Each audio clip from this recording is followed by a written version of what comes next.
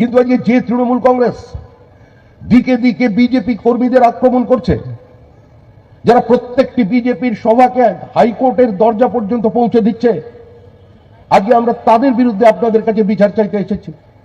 রাজ্যের বিরোধী দলনেতা শুভেন্দু অধিকারী 104 বার হাইকোর্টে গিয়েছেন নিজের সভা করবার জন্য। তৃণমূল কংগ্রেসে যখন যে থাকে, তৃণমূল কংগ্রেসে যখন কেউ রাজনীতি করতে গিয়ে অবস্থান করে, তার একটাই শর্ত তাকে দিয়ে দেওয়া হয়, তোমায় বুথে লিড দিতে হবে, যে কোনো মূল্যে বিরোধী রাজনৈতিক দলের প্রতিবাদকে বাজেয়াপ্ত করতে হবে, তাদের অধিকারগুলোকে কেড়ে নিতে হবে। বিজেপির অফিস থাকলে, বিরোধী রাজনৈতিক অফিস থাকলে তাকে ধ্বংস করে দিতে হবে। একটা রাজনৈতিক দল এভাবে চলতে পারে না। বাংলার মতো একটা রাজ্যে আজকে এই দলটা প্রায় 15 বছর ধরে ক্ষমতায় থেকে গেল, এটা কিন্তু সামগ্রিকভাবে বাঙালির লজ্জা। একজন রাজ্যের মুখ্যমন্ত্রী যিনি সংবিধানের শপথ নিয়েছেন, যিনি প্রশাসনিক প্রধান, তিনি আরেকজন সরকারি কর্মচারীর উপরে আক্রমণ করছেন, তার হাত থেকে ফাইল টেনে ছিঁড়ে নিচ্ছেন। একজন মুখ্যমন্ত্রী যিনি সরকারি মঞ্চে দাঁড়িয়ে অশোক স্তম্ভের নিচে দাঁড়িয়ে দেশের প্রধানমন্ত্রীকে তুই বলে সম্বোধন করছেন। ভারতবর্ষের বহু মুখ্যমন্ত্রী এসেছেন, কিন্তু এই ভাষায় কেউ কোনোদিন বিরোধীদের আক্রমণ করেনি। আমরা রবীন্দ্রনাথের বাংলার কথা বলছি, আমরা শরৎচন্দ্র চট্টোপাধ্যায়ের কথা বলছি, বঙ্কিমচন্দ্রের কথা বলছি, আমরা নজরুল ইসলামের কথা বলছি, কিন্তু আমাদের যে ভাষা, আমরা যে রাজনৈতিক ভাষা সন্ত্রাস নিয়ে এসেছি পশ্চিমবঙ্গে, আমার মনে হয় ভারতবর্ষের অন্য কোনো প্রদেশের কোনো নেতা এই ভাষায় কোনোদিন কথা বলেনি। তৃণমূল প্রতিনিয়ত বলে চলেছে যে বিজেপি রাজনৈতিক প্রতিহিংসার আশ্রয় নিয়েছে, ইডি সিবিআই কে ব্যবহার করে তৃণমূল কংগ্রেসকে পিছনের দরজা দিয়ে ক্ষমতা থেকে ছুঁড়ে ফেলে দিতে চায়। আর আমরা বলছি এসআইআর বন্ধ করে দিন, ইডি সিবিআই এর দরজায় তালা লাগিয়ে দিন। বলুন, কোন জিএসটির কোন অফিসারকে কোনো নোটিশ ইস্যু করতে হবে না, কোন ইনকাম ট্যাক্সের রেট হবে না। আগামী মে মাস পর্যন্ত সমস্ত বন্ধ করে দিন, পুরনো ভোটার লিস্টে ভোট চালান। তারপরও তৃণমূল কংগ্রেস হারবে। তৃণমূল কংগ্রেস হারতে চলেছে, পৃথিবীর কোন শক্তি তৃণমূল কংগ্রেসকে জিতিয়ে রাখতে পারবে না। মানুষ মূর্খ নয়, মানুষ রাজনৈতিকভাবে অচেতন নয়। মানুষকে ললিপপ খাইয়ে দীর্ঘদিন ক্ষমতায় টিকে থাকা যায় না। যারা বলছেন মহিলারা মমতা বন্দ্যোপাধ্যায়ের সঙ্গে আছেন কারণ প্রত্যেক মহিলা 1200 টাকা 1000 টাকা করে লক্ষ্মীর ভান্ডার পাচ্ছেন, এ নিয়ে যারা আলোচনা করছেন, এ নিয়ে যে সাংবাদিকরা বিভিন্ন জায়গায় মমতা ব্যানার্জির দিকে গ্রাফ অনেকটা উঠে যাচ্ছে মহিলাদের ক্ষেত্রে বলছেন, তারা পরোক্ষভাবে মহিলাদের অপমান করছেন, তারা পরোক্ষভাবে পশ্চিমবঙ্গের সামগ্রিক জনতার সঙ্গে বিশ্বাসঘাতকতা করছেন। কে টাকা পাচ্ছেন? এ টাকা কার টাকা? লক্ষ্মীর ভান্ডারের টাকা, রূপশ্রীর টাকা, কন্যাশ্রীর টাকা, সাইকেলের টাকা, মুখ্যমন্ত্রীর খেলা মেলা মোৎসবের টাকা, কিংবা কেন্দ্রীয় সরকারের 80 কোটি মানুষের দেহ যে পাচ্ছেন রেশনের টাকা কোথা থেকে আসছে? প্রধানমন্ত্রী আবাস যোজনা, প্রধানমন্ত্রী গ্রাম সড়ক যোজনা, 65টার বেশি কেন্দ্র থেকে আসা সোশ্যাল ওয়েলফেয়ার প্রজেক্টের টাকা কার টাকা? এ টাকা আপনার টাকা, এ টাকা আমার টাকা, এ টাকা প্রান্তিক মানুষের টাকা, আপনাদের দরিদ্র মানুষের টাকা। যে টাকা আপনারা প্রত্যক্ষ বা পরোক্ষ করের মধ্যে দিয়ে আজকে তুলে দিয়েছেন রাজ্য কিংবা কেন্দ্রের কোষাগারে, আপনাদের টাকা আপনাদের কাছে ফিরে আসার মাঝখানে এসে অন্তরায় হয়ে দাঁড়িয়ে পড়েছে তৃণমূল কংগ্রেসের প্রাতিষ্ঠানিক দুর্নীতি। কেন্দ্র সরকার, দেশের প্রধানমন্ত্রী এই যুক্তরাষ্ট্রীয় ব্যবস্থাকে শক্তিশালী করবার জন্য, এই যুক্তরাষ্ট্রীয় ব্যবস্থাকে আরো সফল করবার জন্য, প্রতিযোগিতামূলক করবার জন্য তিনি বারবার প্রচেষ্টা করছেন, বারবার রাজ্যে আসছেন। কেন্দ্র সরকার বলছে আমরা টাকা দিতে চাই, নারেগার কার্ড বন্ধ, টাকা নেই। কেন টাকা নেই? বলছেন কেন্দ্র দিচ্ছে না। কেন্দ্র কেন দিচ্ছে না? বলছেন আমরা হিসাব দিচ্ছি না। সরকার বলছে আমরা টাকা নেব, টাকা নেওয়া আমাদের অধিকারের মধ্যে পড়ে, কিন্তু হিসাব দেওয়াটা আমাদের অভ্যাসের মধ্যে পড়ে না। পশ্চিমবঙ্গের রাজনীতি এভাবেই চলেছে। যারা বলছেন এই পার্টি বিভাজনের রাজনীতি করছে, সাম্প্রদায়িকতার রাজনীতি করছে, ঘৃণা ছড়াচ্ছে, মুসলমানদের বিরুদ্ধে বিদ্রোহ করছে, আজকে ওই 80 কোটি রেশন যে বিনামূল্যে পাচ্ছেন তার মধ্যে মুসলমান নেই। আবাস যোজনার টাকা মুসলমান পায়নি। ভারতবর্ষের বিভিন্ন সরকারি প্রকল্পের টাকা কারোর রং দেখে, কারোর বর্ণ দেখে, কারোর ধর্ম দেখে কারোর বাড়িতে পৌঁছে যায়নি। দেশের প্রধানমন্ত্রী নরেন্দ্র মোদী 140 কোটি মানুষের জন্য কাজ করে চলেছেন। অবাক বিস্ময় সারা পৃথিবীর মানুষ দেখছে যে কোভিড কালের পর পৃথিবীতে যদি কোথাও অর্থনীতিতে একমাত্র সূর্যের কিরণ থেকে থাকে তার নাম ভারতবর্ষ। একটা প্রজেক্টকে বন্ধ না করে দিয়েও যিনি ভারতবর্ষের বৃদ্ধিকে একটি নির্দিষ্ট জায়গায় পৌঁছে দিয়েছেন, তিনি নরেন্দ্র দামোদর দাস মোদী। আর তার নেতৃত্বে সারা ভারতে যে সরকার চলেছে, তার জন্য আমরা আপনাদের কাছে এসেছি। মানুষ যাকে বিশ্বাস করে, আসমুদ্র হিমাচলের মানুষ যার উপরে আস্থা রাখে, মানুষ জানে নরেন্দ্র মোদীর গ্যারান্টি মানে গ্যারান্টি পুরো করার গ্যারান্টি, সেই নরেন্দ্র মোদীর প্রতিনিধিত্ব করছেন আমাদের এখানে ডাক্তার জয়ন্ত রায়, তার প্রতিনিধি হয়ে আপনাদের সামনে বসে আছেন শঙ্কর ঘোষ, অভিজিৎ রায়, আমাদের শিখা চ্যাটার্জিরা। আমরা এসেছি আপনাদের কাছে, যে সরকারটা আর পশ্চিমবঙ্গে নেই। কারণ আপনি শুনলেন দিলীপদার কাছে গতকাল, আমরা আপনাদের সহযোগিতা করতে পারবো না, সেই জন্য সবার অনুমতি দেওয়া যাবে না। কুচবিহারের পুলিশ ব্যস্ত আছে এখন তৃণমূল কংগ্রেস নেতাদের সঙ্গে নিয়ে গাঁজা চাষে। ওখানে গাঁজা চাষে ব্যস্ত হয়ে গেছে, বিঘার পর বিঘা জমিতে চলেছে গাঁজা চাষ, পুলিশও তার সঙ্গে রক্ত। আর আপনাদের শিলিগুড়ির পুলিশ, আপনাদের শিলিগুড়ির এই অঞ্চলের পুলিশ ব্যস্ত আছে জমি কবজা করে জমি বিক্রির জন্য। আজকে অঞ্চলের মানুষের পানীয় জল নেই, শিল্প এখানে নিয়ে আসার পরিবর্তে শিল্পপতিরা আজকে তোলার কারণে আজকে তারা এখান থেকে ছেড়ে চলে যাচ্ছে। পশ্চিমবঙ্গে নতুন কোনো বিনিয়োগ নেই। মুখ্যমন্ত্রী বলেছিলেন শিল্প আর কৃষি হাসি আর খুশি, দুই বোন একদম। বুদ্ধদেব বাবু বলতেন কৃষি আমাদের ভিত্তি, শিল্প আমাদের ভবিষ্যৎ। আর আমরা বলছি কৃষকের অংশীদারিত্ব চাই শিল্পে। পশ্চিমবঙ্গে যদি কৃষি অধিগ্রহণ করে শিল্প করতে হয়, তাহলে কৃষককে ওই শিল্পে অংশীদারিত্ব দিতে হবে, শেয়ার দিতে হবে, তার উপযুক্ত কর্মসংস্থানের ব্যবস্থা করে দিতে হবে। ভারী শিল্প ছাড়া পশ্চিমবঙ্গের কোনো ভবিষ্যৎ নেই। একবার নিজেদের প্রশ্ন করুন, আপনারা সচেতন মানুষ, শিক্ষিত মানুষ, এই অঞ্চলের উদ্বাস্তু মানুষের বাস। নিজের জীবনের সবকিছু ছেড়ে একটা অনিশ্চিত ভবিষ্যতের দিকে তাকিয়ে আপনাদের পূর্বপুরুষরা এই মাটিতে চলে এসেছিল। আপনারা জীবনে লড়াই করেছেন, সংঘর্ষ করেছেন, শিক্ষিত হয়েছেন, প্রতিষ্ঠিত হয়েছেন, কিন্তু কপালের ওপর থেকে এখনো উদ্বাস্তুর টিকা মুছে দিতে পারেননি। কোথায় আপনার বাড়ির ছেলে মেয়ে? বেঙ্গালুরুর দিকে তাকান, দ্বিতীয় কথ্য ভাষা হচ্ছে বাংলা। 14,60,000-এর বেশি ছেলে মেয়ে কাজ করছে, শিক্ষিত সেখানে।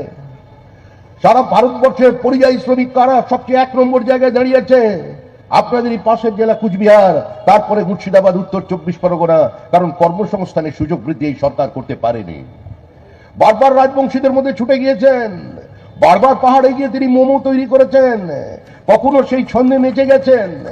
রাজবংশী ভাই বোনেদের সামনে দাঁড়িয়ে বলেছেন কোনো চিন্তার কারণ নেই, বিজেপি আপনাদের বিভ্রান্ত করতে চাইছে, আমি তো আছি।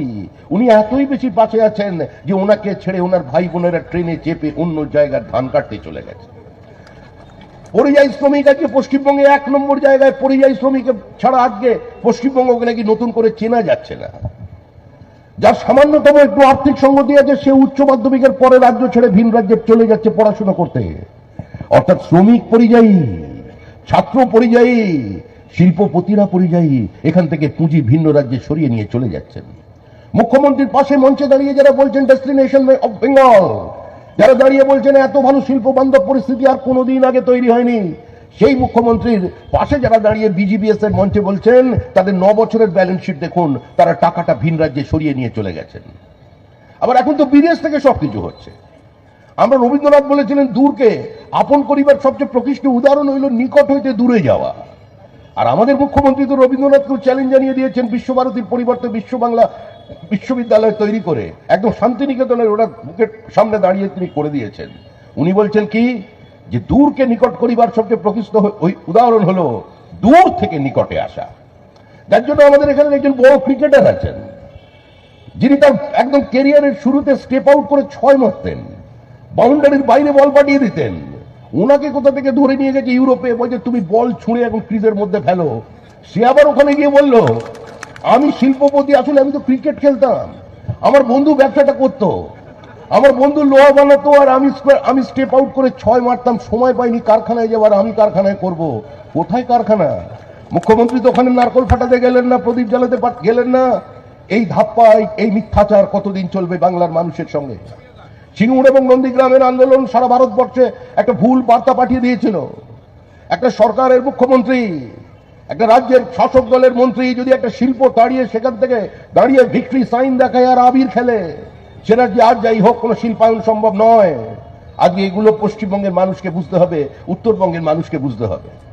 আর আমি তো সিনিয়র সিটিজেন হয়ে গেছি, আমি তো সেই ছাত্র জীবনের ছাত্র রাজনীতি থেকে শুনছি একটাই স্লোগান, বঞ্চিত উত্তরবঙ্গ, অবহেলিত উত্তরবঙ্গ, পিছিয়ে পড়া উত্তরবঙ্গ। কে বলেনি? কংগ্রেস বলেছে, আরএসপি বলেছে, ফরওয়ার্ড ব্লক বলেছে, সিপিএম সিপিআই বলেছে, তৃণমূল বলেছে, বিজেপি বলেছে, সমস্ত নেতার মুখে একটাই স্লোগান, পিছিয়ে পড়া উত্তরবঙ্গ। কিন্তু উত্তরবঙ্গের চোখের জল মোছাতে কে এগিয়ে এসেছে? এগিয়ে এসেছেন আমাদের রাজ্যের মুখ্যমন্ত্রী। আমি বিরোধী দল করি বলে কোনোদিন সত্যের অপলাপ করতে পারবো না। মুখ্যমন্ত্রী বলছেন কি, যে কেন কষ্ট করে শিলিগুড়ির মানুষ, জলপাইগুড়ির মানুষ, কুচবিহারের মানুষ, রায়গঞ্জ বালুরঘাটের মানুষ কলকাতায় যাবে?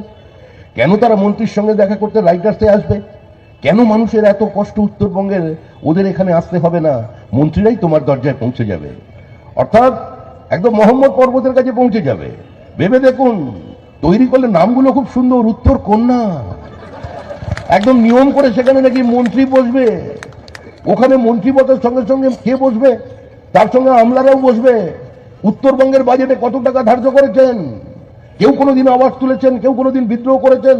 আপনি একজন তৃণমূল কংগ্রেস বিধায়কের নাম বলুন, একজন উত্তরবঙ্গের তৃণমূল কংগ্রেসের সাংসদের নাম বলুন, একজন তৃণমূল কংগ্রেসের মন্ত্রীর নাম বলুন, কাউন্সিলরের নাম বলুন, যিনি কোনোদিন মুখ্যমন্ত্রীর সামনে দাঁড়িয়ে বিধানসভায় দাঁড়িয়ে বলেছেন যে উত্তরবঙ্গের জন্য যে টাকা তোমরা বরাদ্দ করছো, এই টাকায় জল গরম পর্যন্ত সম্ভব নয়। আজ পর্যন্ত উত্তরবঙ্গে যত টাকা বরাদ্দ করা হয়েছে উত্তরবঙ্গ উন্নয়নের নামে, সর্বাধিক খরচা হয়েছে একবারই 41% টাকা, তার বেশি খরচা করতে পারেনি। গড়ে খরচা হয় 21% থেকে 24% টাকা। অর্থাৎ উত্তরবঙ্গে আমি 100 টাকা পাঠাবো, উত্তরবঙ্গে খরচা হবে 21 টাকা, 22 টাকা, 23 টাকা, বাদ বাকি টাকা আমি অন্য জায়গায় সরিয়ে নিয়ে চলে যাব, অন্য ফান্ডে নিয়ে চলে যাব, আমার যেখানে খুশি আমি ব্রিজ বানিয়ে দেবো। আর আমাদের মুখ্যমন্ত্রী তো কবি মন, তিনি তো রবীন্দ্রনাথের ওপরে এখন। রবীন্দ্রনাথ ওপর থেকে চ্যালেঞ্জ নিয়ে উনি ঘাবড়ে গেছেন যে ভাগি আমার একটু আগে আমি এখান থেকে চলে আসতে পেরেছি, আমি যদি এই যুগে জন্মাতাম কি হতো। রবীন্দ্রনাথের গীতাঞ্জলি আমাদের মুখ্যমন্ত্রীর কথাঞ্জলি, রবীন্দ্রনাথের গীত বিতান, মুখ্যমন্ত্রীর কবিতা বিতান। রবীন্দ্রনাথও ছবি আঁকতেন, আমাদের মুখ্যমন্ত্রীও ছবি আঁকেন। রবীন্দ্রনাথও সুরকার, মুখ্যমন্ত্রীও সুরকার। রবীন্দ্রনাথ শান্তিনিকেতন বানিয়েছেন, বিশ্বভারতী বানিয়েছেন, মুখ্যমন্ত্রী বিশ্ব বাংলা বানিয়ে দিয়েছেন। কিন্তু আমাদের মুখ্যমন্ত্রী তো আবার মানে যে কোনো সময় খালি মেসির সঙ্গে নেমে পড়েনি সেদিন মাঠে, এটাই আমাদের ভাগ্য ভালো।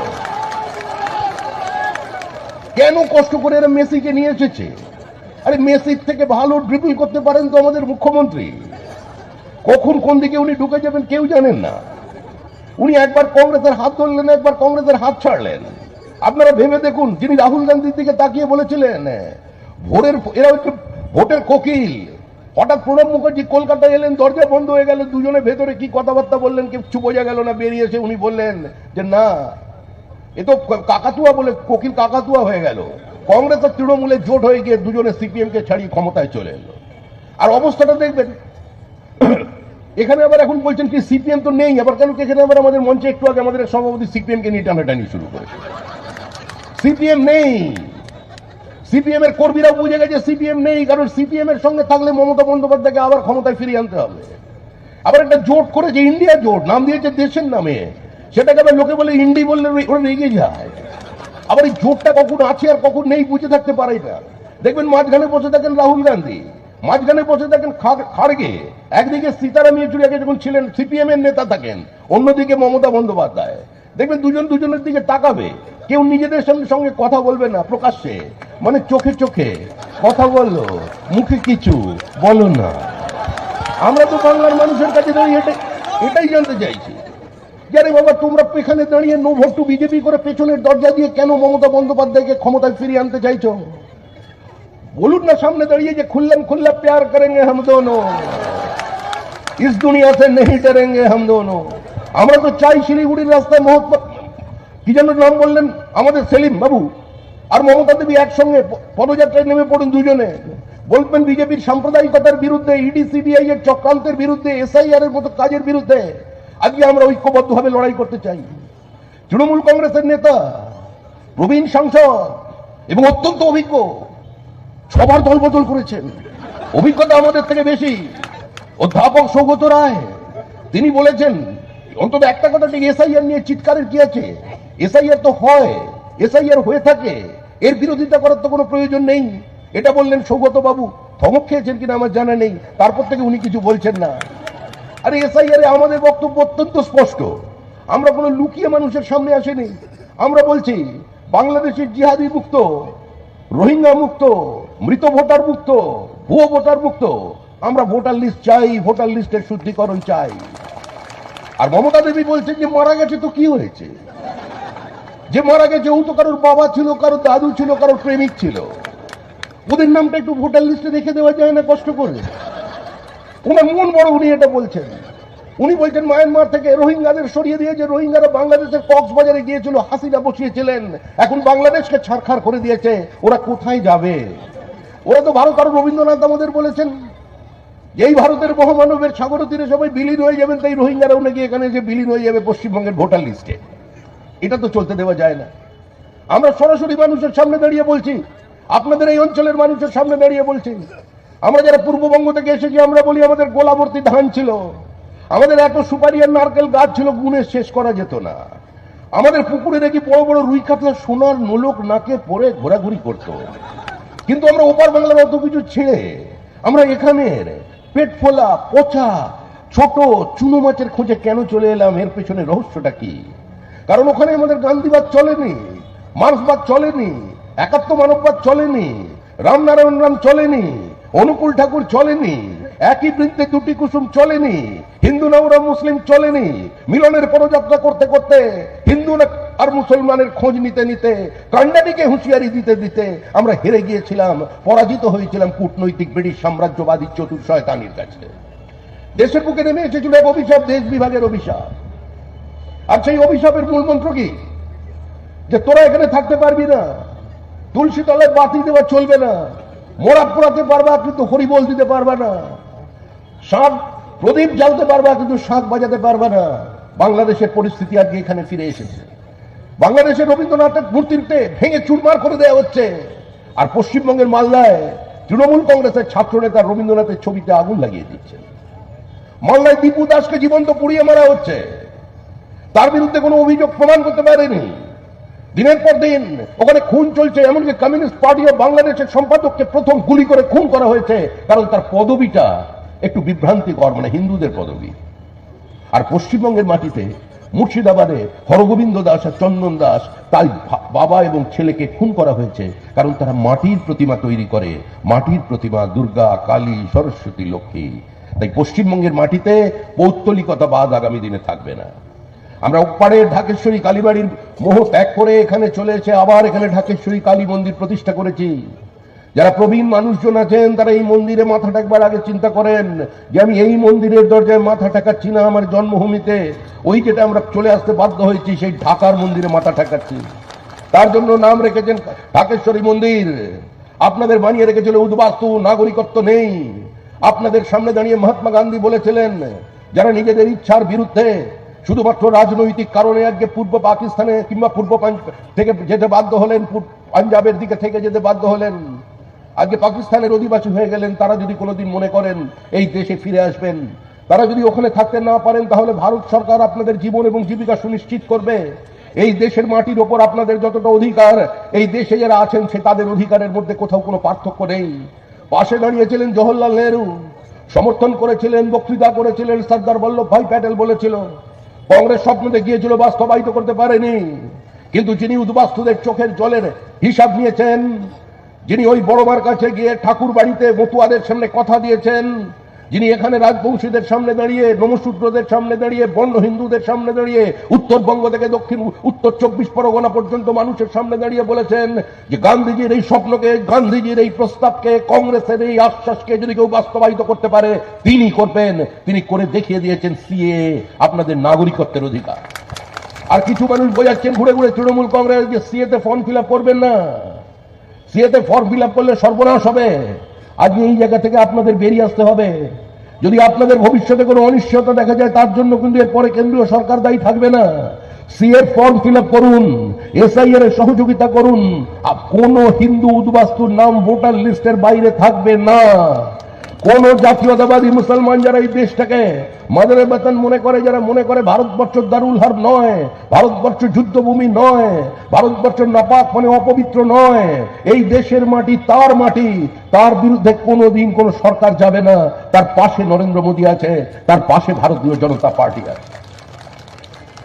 আজকে কোথায় পৌঁছে দিয়েছে পশ্চিমবঙ্গকে? আমাদের একটার পর একটা সীমান্তবর্তী জেলার জনসন্তুলন সম্পূর্ণ বদলে গিয়েছে বাংলাদেশি মুসলিম অনুপ্রবেশকারীর কারণে। আজকে ওপার থেকে মানুষ কেন এপার বাংলায় আসবে? জ্যোতি বসু বলতেন যে অনুপ্রবেশ সমস্যাটাকে একটা মানবিক মুখ নিয়ে বিচার করা উচিত। দুর্বল অর্থনীতির থেকে শক্তিশালী অর্থনীতির দিকে মানুষের স্রোত যায়, it's international phenomenon. Jyoti Basu বক্তব্য রেখেছিলেন। পার্লামেন্টে দাঁড়িয়ে ইন্দ্রজিৎ গুপ্ত সিপিআই এর নেতা ছিলেন, স্বরাষ্ট্রমন্ত্রী, তিনি স্বীকার করেছিলেন যে কত কোটি অনুপ্রবেশকারী ভারতবর্ষে আছে। ওপার থেকে হিন্দু আসছে বোঝা যায়, তাদের তো সর্বোচ্চ কেড়ে নেওয়া হচ্ছে, কিন্তু মুসলমান কেন আসবে? তারাই তো আওয়াজ তুলেছিলেন কান মে বিড়ি মুহ মে পান লড়কে লেঙ্গে পাকিস্তান। তারাই তো বলতেন ভারতবর্ষের বিভিন্ন জায়গায় দাঁড়িয়ে minority has a right to self determination, আত্মনিয়ন্ত্রণের অধিকার চাই, হিন্দু মুসলমান দুটি পৃথক জাতি একসঙ্গে বসবাস করতে পারে না, তাই পাকিস্তান চাই। পাকিস্তান আমরা দিয়েছি, আবার বন্দে মাতরমের শ্রাদ্ধ শতবর্ষ আমরা পালন করছি। এই কংগ্রেস পার্টি মানে তৃণমূল কংগ্রেসের যারা ঠাকুরদাদা ছিলেন, যারা মানে জ্যাঠামশাইরা ছিলেন, ওরা আবার বন্দে মাতরমটাকে অর্ধেক করে দিয়েছিল। ওরা বললো কি মুসলমানরা গাইতে পারবে না। 1937 সালে কংগ্রেসের অধিবেশনে বন্দে মাতরম খণ্ডিত হলো।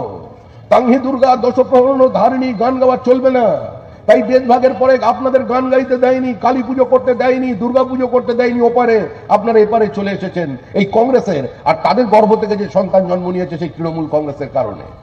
আরে তৃণমূল দুর্নীতিগ্রস্ত আজকে মানুষকে কথা বললে মানুষ বিরক্ত হয়, কারণ যদি দুর্নীতি বলে যায় তাহলেই মানুষ বুঝে নেবে এটা তৃণমূল। আর যদি কোনো চুরি জালিয়াতির কথা বোঝাতে হয়, ছোট্ট করে বলে দিতে হবে ওখানে তৃণমূল আছে, মানে মানুষ বুঝে যাবে ওখানে কি হয়েছে। কারণ তৃণমূল জন্ম থেকে মৃত্যু পর্যন্ত কোনো মানুষকে ছাড়বে না। আপনারা দেখেছেন একজন স্কুলের হেডমাস্টার মশাই টিসি চাইতে গেলে 300 টাকা করে নিচ্ছে। আপনি মিউনিসিপ্যালিটিতে বার্থ সার্টিফিকেটের জন্য যদি যান ওখানেও পয়সা দিতে হবে। মুখ্যমন্ত্রী নিজে বলছেন নিজের কর্মীদের উদ্দেশ্যে যে যে মানুষ মারা গেছে তাদের জন্য প্রকল্প সমব্যথী, ওখান থেকেও 200 টাকা নিতে হবে। এটা মুখ্যমন্ত্রীর কথা। অর্থাৎ যে মারা গেছে তার বালিশের নিচ থেকে 200 টাকা বার করে নিচ্ছে তৃণমূল কংগ্রেস। আপনাদের উত্তরবঙ্গ থেকে নদী থেকে বোল্ডার বার করে দিচ্ছে তৃণমূল কংগ্রেস। নদী থেকে অবৈধ বালি খাদান তৈরি করেছে তৃণমূল কংগ্রেস। উত্তরবঙ্গের নদীর গতিমুখ বদলে দিয়েছে তৃণমূল কংগ্রেস। ডুয়ার্সের জঙ্গলের কাঠ লুট করেছে তৃণমূল কংগ্রেস। ডুয়ার্সের জঙ্গলের দুষ্প্রাপ্য ক্যাকটাস অর্কিডকে লুট করেছে তৃণমূল কংগ্রেস। তৃণমূল কংগ্রেসের কারণে গোটা উত্তরবঙ্গে চরম বিপর্যয় নেমে এসেছে। এরা প্রকৃতির বিরুদ্ধে যুদ্ধ ঘোষণা করেছে, নদী তার গতিমুখ বদলে ফেলেছে। বিভিন্ন আরো কিছুদিনের মধ্যে আপনারা চরম প্রাকৃতিক বিপর্যয়ের জন্য অপেক্ষা করছেন, কারণ একটা সরকার শুধু মানুষের বিরুদ্ধে, দরিদ্র মানুষের বিরুদ্ধে, ছাত্রদের বিরুদ্ধে, যারা শিক্ষকের পরীক্ষার্থী তাদের বিরুদ্ধে যুদ্ধ ঘোষণা করেনি, এরা প্রকৃতির বিরুদ্ধে যুদ্ধ ঘোষণা করেছে। এই সরকারকে আর ক্ষমতায় রেখে দেওয়া যায় না। আর তৃণমূল কংগ্রেস বিভিন্ন রাজনৈতিক দলের সঙ্গে বিভিন্ন সময় বিভিন্ন ধরনের অবস্থান করে চলেছে। এখন আবার নতুন করে নেমেছে যে কোনো মূল্যে বিজেপিকে ঠেকাতে হবে, তাই দরজা খুলে দাও। আপনারা দেখেছেন দিল্লি নির্বাচন কোন এসআইআর হয়নি। কেজরিওয়াল বলেছিলেন আমি জেল থেকে বেরিয়ে গেছি, মানুষ জবাব দেবে। মানুষ জবাব দিয়েছে শোচনীয় ভাবে, কেজরিওয়ালের দল নয়, কেজরিওয়ালও পরাজিত।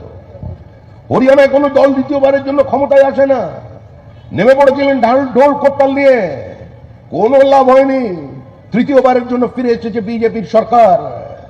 উড়িষ্যা দেখলেন, উড়িষ্যায় কি হলো? ওখানেও জগন্নাথ দেব রুষ্ট, ওখানেও থাকতে পারেননি, ওখানেও কিন্তু ক্ষমতা থেকে সরে গিয়েছে। আজকে সেখানে শাসক দল ক্ষমতায় বিজেপি। বিহারের নির্বাচন দেখলেন, এদের নেতা মানে রাহুল গান্ধী উনি তো জলে ঝাঁপ দিলেন, গিয়ে হাফ প্যান্ট পরে জলে ঝাঁপ দিচ্ছেন, বলছেন আমি নাকি ওখানে মৎস্যজীবীদের সঙ্গে আছি। বিহারেও খেলা শেষ। এখানে আবার একজন নেতা র্যাম্পে হাঁটছেন, র্যাম্পে হাঁটছেন, পলিটিক্যাল পার্টির নেতা র্যাম্পে হাঁটছেন। কেন হাঁটছে? কারণ র্যাম্পে হাঁটতে হাঁটতেও বিদায় নেবে। ও বলছে বিজেপি বলেছে আমাকে বিসর্জন দেবে জগন্নাথ দেবকে সাক্ষী রেখে বঙ্গোপসাগরে। উনি বলছেন সাগরে নয়, আমি পাহাড়ে যাব। তাই র্যাম্পে হাঁটতে হাঁটতে হিমালয়ের পথে চলে যাচ্ছেন।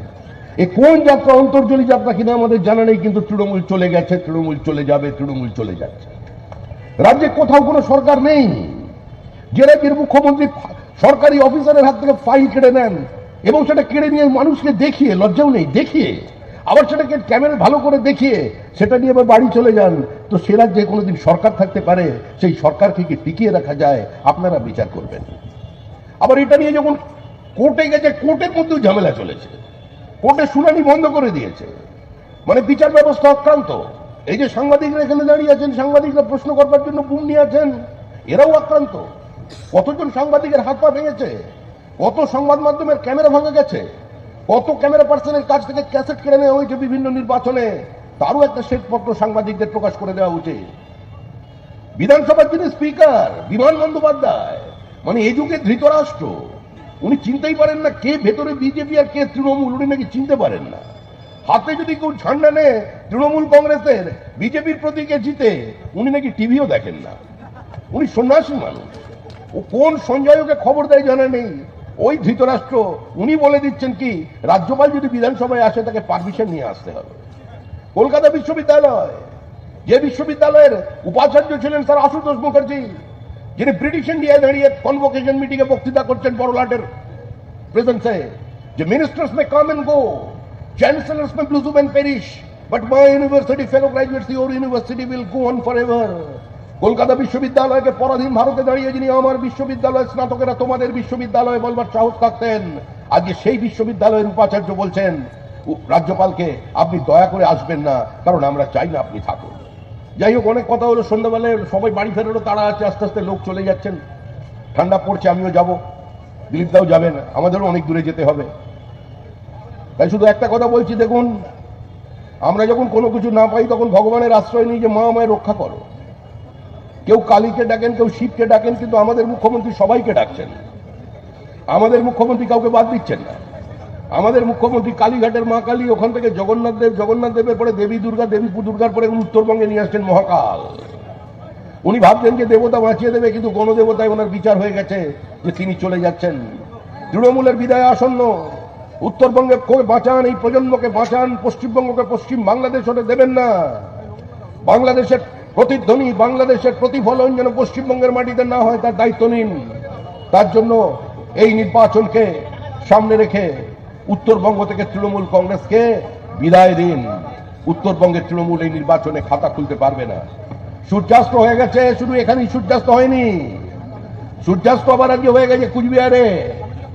ওই রবিবাবু চেয়ারম্যানশিপ থেকে পদত্যাগ করে দিয়েছেন, অর্থাৎ তৃণমূলের সূর্যোদয় নয়, তৃণমূলের সর্বত্র সূর্যাস্ত চলেছে।